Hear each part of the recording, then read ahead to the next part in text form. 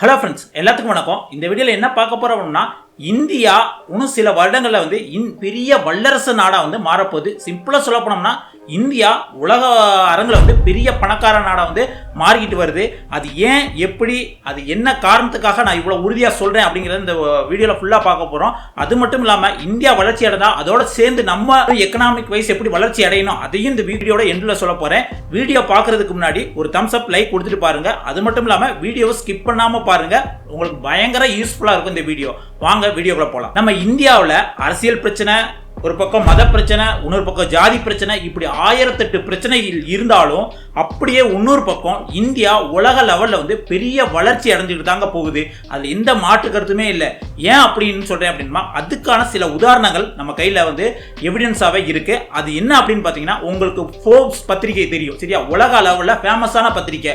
இவங்க வந்து யாருன்னா, உலக அளவில் யார் அதிக பணம் வச்சுருக்காங்க, பெரிய பணக்காரங்க யார், பணக்கார நாடு யார், ஏழை நாடு யார், இப்படியெல்லாம் வந்து டாப் 10 வரிசையில் வந்து இவங்க வந்து வருஷத்துக்கு ஒரு தடவை வந்து கொடுத்துருப்பாங்க. அந்த வரிசையில் வந்து இந்த ஃபோர்ப்ஸ் பத்திரிகை இப்போ ஒன்று வெளியிட்டு இருக்கு. என்னன்னு பார்த்தீங்கன்னா, உலகத்திலேயே எக்கனாமிக் வைஸ் வந்து அதிக பணம் வச்சிருக்க நாடு, அதிக பணம் பொருள் நாடு எது அப்படிங்கிற வந்து ஒரு டாப் 10 வருஷம் கொடுத்துருக்காங்க.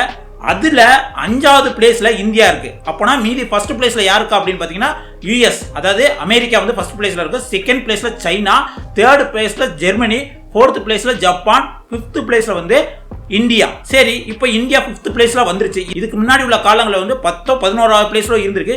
இப்போ கடந்த சில வருடங்களா வந்து இது முன்னேற்ற பாதையில் இப்போ 5வது பிளேஸ்ல இருக்கு. அதுவும் இந்த கொரோனாவுக்கு அப்புறம் தான் இந்த 5வது பிளேஸ் வந்து ரொம்ப ஸ்ட்ராங்கா தாக்கு பிடிச்சிருக்கு அப்படிங்கிற மாதிரி வந்து சொல்றாங்க சரியா? அது மட்டும் இல்லாம 2030 இந்தியா 3rd பிளேஸ் வர்றதுக்கான நிறைய வாய்ப்புகள் இருக்கு அப்படின்ட்டு வந்து பெரிய எக்கனாமிக்ஸ் அனலிஸ்டா இருந்தாலும் சரி, நிறைய கண்ட்ரீஸும் வந்து இதை சொல்லிக்கிட்டே மாத்தி சொல்லிக்கிட்டே வராங்க. இது உண்மையும் கூட தாங்க. ஏன் அப்படின்னு சொல்றேன் அப்படின்னம்னா, ஜிடிபின்னு ஒன்று சொல்லுவாங்க. இந்த ஜிடிபி எதுக்கு கால்குலேட் பண்றாங்க அப்படின்னம்னா, உலகத்தில் உள்ள கண்ட்ரீஸ்லாம் வந்து எப்படி வந்து அந்த எக்கனாமிக் வைஸா வந்து முன்னேற்றம் அடைஞ்சுக்கிட்டு இருக்கு அப்படிங்கிறத பாதுகாக்கிறதுக்கு ஒரு வகையான ரேங்க் வந்து அந்த ஜிடிபின்னு சொல்லுவாங்க. சரி, அந்த ஜிடிபினா என்ன அப்படின்னா, இதை வந்து கிராஸ் டொமஸ்டிக் ப்ராடக்ட்னு சொல்லுவாங்க. இதை எதை வச்சு கால்குலேஷன் பண்றாங்க அப்படின்னு பார்த்தீங்க அப்படின்னா, நம்ம இந்தியா எடுத்துக்கோமே. இந்தியாவில் உள்ள வந்து செக்டர் வைஸ் பிரிச்சோம்னா, இந்த செக்டர்ல வந்து எவ்வளவு ப்ராசஸ் பண்ணிக்கிட்டே இருக்காங்க, அவங்க பிசினஸ் இம்ப்ரூவ் பண்ணிக்கிட்டே இருக்காங்க, எக்கனாமிக்கை இம்ப்ரூவ் பண்ணிக்கிட்டே இருக்காங்க. எக்ஸாம்பிள் சொல்ல பார்த்தோம்னா, இதுல வந்து அக்ரிகல்ச்சர் செக்டர் வந்து முதன்மை இடம் பெற்றிருக்கும். அடுத்து வந்து மேனுஃபேக்சர், அடுத்து சர்வீஸ் செக்டர். இந்த சர்வீஸ் செக்டருக்குள்ள தான் வந்து ஐடி செக்டர் வருது. இப்போ இந்தியாவை வந்து வளர்ச்சி பாதைக்கு எடுத்து செல்வது எதுன்னு பார்த்தீங்கன்னா, ஐடி செக்டர், அதாவது இன்ஃபர்மேஷன் டெக்னாலஜி. இந்த செக்டர் தான் வந்து நம்மள வளர்ச்சி பாதைக்கு எடுத்து செல்லுது. இந்த செக்டர்லாம் வந்து ப்ராசஸ் எப்படின்னு கால்குலேஷன் பண்ணி, இதை வச்சு இவங்களோட ப்ரொடக்ஷன் எப்படி வந்து செயல்படுது, அது வந்து எவ்வளவு சக்சீஸா கொண்டு போறாங்க, இதெல்லாம் ஒரு கால்குலேஷன் பண்ணி அதை ஒரு நம்பர்ஸா கன்வெர்ட் பண்ணி அதுல வந்து அது ஜிடிபின்னு ஒரு பர்சன்டேஜ் அடிப்படையில் கொடுப்பாங்க. அதுல இந்தியா இப்போதைக்கு 6.5% இருக்கு. இன்னும் நெக்ஸ்ட் வர வந்து 7% வர வாய்ப்புகள் இருக்கு. இதுக்கு ப்ரீவியஸ் வந்து 5.9% வந்து ஜிடிபி இருக்க ஆரம்பிச்சது. இதுல இருந்தே தெரியுது அடுத்த லெவலுக்கு வந்து இந்தியா முன்னேறிக்கிட்டே போய்கிட்டு இருக்கு அப்படிங்கிறது வந்து எந்த மாற்று கருத்துமே கிடையாது. அதுக்கு இன்னும் 3 எக்ஸாம்பிள், கடந்த ஒரு வருடங்கள நடந்த 3 எக்ஸாம்பிள் வந்து நம்ம ஒரு ப்ரூஃபோட பார்த்தோம் அப்படின்னம்னா, இந்தியாவில இருந்து எலக்ட்ரானிக்ஸ் ப்ராடக்ட் எக்ஸ்போர்ட்ஸ் வந்து அதிகமாக இருக்கு. உங்களுக்கு எலக்ட்ரானிக்ஸ் ப்ராடக்ட் அப்படின்னு ஞாபகம் வரதே உங்களுக்கு வந்து சைனா தான் முதல் இடத்துல ஞாபகம் வரும். இந்த எலக்ட்ரானிக் ப்ராடக்ட்ஸ் வந்து சைனா வந்து குடிசை தொழில் மாதிரி பண்ணி அவங்க வந்து தன்னோட எக்கனாமிக்கை எப்பயுமே ஸ்ட்ராங்கா வச்சுக்குவாங்க, ஜிடிபி growth-ஐயும் ஸ்ட்ராங்கா வச்சுக்குவாங்க சரியா? இது வந்து யுஎஸ்க்கு சைனாவுக்கு தான் அதிக போட்டி வரும், யார் வந்து ஃபர்ஸ்ட் பிளேஸ்ல இருக்காங்க அப்படிங்கிற மாதிரி வந்து வரும். ஆனா இந்த யுஎஸ் வந்து என்ன பண்ணிருக்காங்க, அமெரிக்கா வந்து என்ன பண்ணிருக்காங்க அப்படின்னா, சைனாவை வந்து அவாய்ட் பண்ணி அந்த எலக்ட்ரானிக்ஸ் அவங்ககிட்ட இருந்து வாங்குறதை அவாய்ட் பண்ணி இப்போ இந்தியாவில இருந்து நிறைய வாங்க ஆரம்பிச்சிட்டாங்க. அதனால இந்தியாவில இருந்து எக்ஸ்போர்ட்ஸ் யுஎஸ்க்கு வந்து அதிகமாயிருச்சு. அதாவது 2-fold previous years கம்பேர் பண்ணும்போது அது எவ்வளவுன்னு பாத்தீங்க அப்படின்னா 6.6 பில்லியன் டாலர். அதாவது இந்த ஜனவரியில இருந்து செப்டம்பர் 2023க்குள்ள வந்து எவ்வளவு வந்திருக்காங்கன்னா 6.6 பில்லியன் டாலர். இதுக்கு முன்னாடி எவ்வளவு இருந்ததுன்னா வெறும் 2.6 பில்லியன் டாலர் தான் வந்து எக்ஸ்போர்ட் பண்ணிக்கிறாங்க. இப்போ அந்த அளவுக்கு வந்து இந்தியாவுக்கு வந்து முக்கியத்துவம் கொடுத்து யுஎஸ் வந்து எலக்ட்ரானிக்ஸ் ப்ராடக்ட்டை நம்மளுக்கு வந்து நம்மகிட்ட இருந்து வாங்க ஆரம்பிச்சிட்டாங்க. நம்மளுக்கே தெரியும், இப்போ ஐபோன் கூட இந்தியாவில் வந்து டைரக்ட் ஷோரூம் வந்துருச்சு சரியா? இப்போ மேனுஃபேக்சரும் இப்போ கொஞ்சம் ஆரம்பிச்சிட்டாங்க. உண்மையிலே அடுத்து போக இந்தியா கண்டிப்பா வந்து சைனாட்ட என்னென்ன இருக்கோ அந்த அளவுக்கு வந்து யுஎஸ் வந்து இந்தியாட்ட இருந்து எடுத்துக்குவோம் அப்படிங்கிற மாதிரி தான் நம்மளுக்கு சொல்றாங்க. இதனால வேலை வாய்ப்பு, நம்மளோட எக்கனாமிக் ஜோன் எல்லாமே வந்து வளர்றதுக்கான நிறைய வாய்ப்புகள் இருக்குங்க. அடுத்து ஸ்டார்ட் அப்னா யாருன்னு பாத்தீங்க அப்படின்னு உங்களுக்கு நல்லாவே தெரியும். ஆண்டர்பிரினர்னு சொல்லுவாங்க, அதுக்கப்புறம் தொழில் முனைவர்னு சொல்லுவாங்க. சரியா, இந்த ஸ்டார்ட் அப்லாம் வந்து அதிகமாக இந்தியாவில இருந்து போறாங்க. அதுவும் இந்த வருஷம் வந்து கிட்டத்தட்ட $6 பில்லியன் அளவுக்கு வந்து ஃபண்ட் ரைஸ் பண்ணியிருக்காங்க. ஸ்டார்ட் அப் ஆரம்பிக்கிறது மூலம் வந்து நிறைய கம்பெனிஸுக்கு வந்து ஈஸியா வந்து அவங்களோட வேலையை செய்ய முடியும். முக்கியமா வந்து அந்த ஆர்டிஃபிஷியல் இன்டெலிஜென்ஸ் ஏஐன்னு சொல்லுவாங்கல்ல, அதுல அதிகமா வந்து ஸ்டார்ட் அப் வந்திருக்கு. அதுலயும் பாத்தீங்கன்னா டீப் டெக்னாலஜி அப்படின்னு ஒரு டெக்னாலஜியை யூஸ் பண்ணி நம்மளோட ஒர்க்கு ப்ராசஸை வந்து ஈஸியா செய்யற மாதிரி வந்து நிறைய ஸ்டார்ட் அப்ஸ் கம்பெனி வந்து ஆரம்பிச்சிருக்காங்க. அப்படிங்கிற மாதிரி வந்து நாஸ்காம், நம்ம இந்தியாவோட மெயினா வந்து இந்த சாஃப்ட்வேர் இன்ஃபர்மேஷன் டெக்னாலஜி இருக்காங்கல்ல, அவங்கள மெயின்டைன் பண்ற ஒரு துறை தான் வந்து நாஸ்காம். அவங்க வந்து சொல்லியிருக்காங்க. அதுக்கப்புறம் இன்னொரு இதை வச்சு நம்ம எப்படி ப்ரூவ் பண்ணலாம் அப்படின்னா, FBI ஃபாரின் போர்ட்ஃபோலியோ இன்வெஸ்டர், இவங்க யார் அப்படின்னு பார்த்தீங்கன்னா, நம்ம இதில் எப்படி வந்து மியூச்சுவல் ஃபண்டு, ஷேர் மார்க்கெட்டு, இதில் அதுக்கப்புறம் பாண்ட்ஸு, கோல்டு, ரியல் எஸ்டேட் இப்படிலாம் இன்வெஸ்ட் பண்ணுறாங்களோ, அதே மாதிரி ஃபாரின்ல இருந்து இந்தியாவுக்குள்ள உள்ள கோல்டுலையோ, ரியல் எஸ்டேட்லையோ, ஷேர் மார்க்கெட்லையோ, பாண்ட்ஸ்லையோ இதில் வந்து இன்வெஸ்ட் பண்ணி அவங்க வந்து அதை ரிட்டர்ன்ஸ் எடுப்பாங்க. அது வந்து வளர்ந்து எமர்ஜிங் மார்க்கெட்ஸில் தான் வந்து அவங்க அதிகமாக, அதாவது வளர்ந்து வந்த நாடுகளில் தான் வந்து இன்வெஸ்ட் பண்ணுவாங்க. அப்படி பார்த்தோன்னா நம்ம இந்தியா வந்து பெட்டராகவே இருக்கு.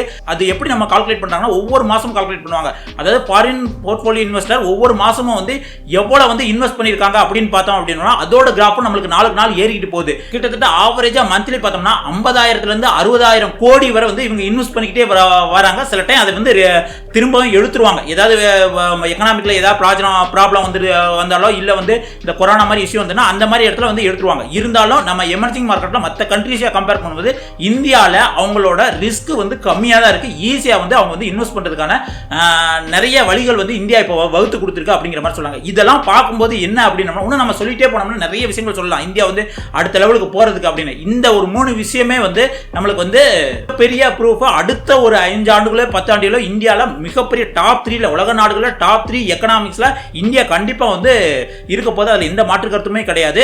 சரிங்க, இதுக்கு நம்ம என்னங்க பண்ணணும் அப்படின்னு கேட்குறோம். ஏற்கனவே நான் சொல்லியிருக்கேன், இதுக்கு நம்ம இவங்களோட சேர்ந்து நம்ம என்ன வளர்ச்சி பண்ணணும் அப்படின்னு கேட்டோம்னா இன்வெஸ்ட்மெண்ட் தாங்க.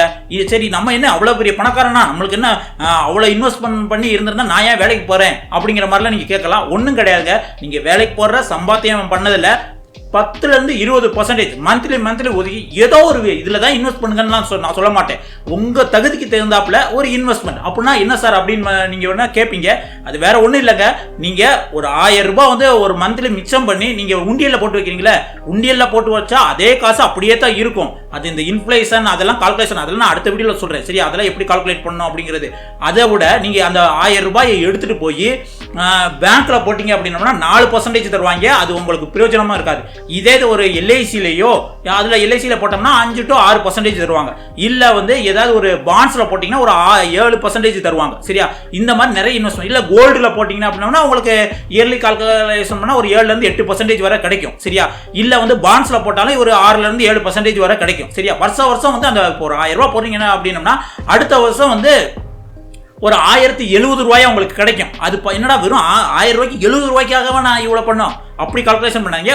உங்களுக்கு இது சிறு துளி பெருவெள்ளங்கிற மாதிரி வந்து நீங்க சிறுக ஒவ்வொரு மாசமும் 1000 போடையில வந்து அது ஒரு குறிப்பிட்ட அமௌண்ட். உங்களுக்கு நல்லாவே தெரியும் வந்து உலகத்திலே வந்து 7வது அதிசயம் என்ன அப்படின்னு பார்த்தீங்கன்னா இந்த காம்பவுண்ட் இன்ட்ரெஸ்ட் தான். சரியா, அந்த அடிப்படையில் நீங்க மந்த்லி ஒரு 1000 ரூபாய், உங்களோட ஸ்டேட்டஸ் சொல்றேன், ஒரு 1000 ரூபாய் நீங்க மாசம் ஒரு 10,000 ரூபாய் சம்பளம் வாங்குறீங்க அப்படின்னா ஒரு 1000 ரூபாய் வந்து 10% ஒரு 1000 ரூபாய் எடுத்து வச்சிருங்க. ஒரு அதிகபட்சம் 1000 ரூபாய் தான் இல்லை, நீங்க எவ்வளவு உங்களால சேமிச்சு அதுல இன்வெஸ்ட் பண்ண முடியுமோ அதுல இன்வெஸ்ட் பண்ணி பாருங்க. அதை பத்தி நிறைய தெரிஞ்சுக்கோங்க. தெரியறது மூலம் நீங்க என்ன நடக்கும் அப்படின்னா இந்தியா வளர வளர உங்களோட அமௌண்ட் வளர்றதுக்கான நிறைய வாய்ப்புகள் இருக்கு. அது ஜஸ்ட் சிம்பிளா வந்து கடந்துட்டு போயெல்லாம் சொல்லிட முடியாது. நிறைய ப்ராசஸ் இருக்கு. ப்ராசஸ் டக்குன்னு ஈஸியா ஒரே வீடியோல நம்ம சொல்லிட முடியாது. அடுத்தடுத்த வீடியோல நிறைய செக்ஷன் வச்சு நான் சொல்றேன், அது உங்களுக்கு புரியும். நான் கடந்த ஒரு 7-8 வருஷமா இதை பத்தி நிறைய அனாலிசிஸ் பண்ணி நான் இதுல வெற்றி அடைஞ்சிருக்கேன். அதனாலதான் இவ்வளவு கான்பிடன்ஸா சொல்றேன். அது வந்து நீங்க எப்படி வந்து இன்வெஸ்ட் பண்ணணும், எந்த கேட்டகரியில இன்வெஸ்ட் பண்ணோம்னா உங்களுக்கு நல்லா இருக்கும், உங்களோட எதிர்கால வாழ்க்கை வந்து சூப்பரா இருக்கும். அதைத்தான் நான் சொல்றேன். நம்ம இந்தியா வளருதுன்னா அதோட சேர்த்து நம்மளும் வளரணும். அதுக்கான வழிகள் என்ன அப்படிங்கிறத நான் அடுத்தடுத்த வீடியோல சொல்றேன். இந்த வீடியோ உங்களுக்கு ரொம்ப யூஸ்ஃபுல்லா இருந்திருக்கும்னு நினைக்கிறேன். உங்க ஃப்ரெண்ட்ஸுக்கும் ஷேர் பண்ணுங்க.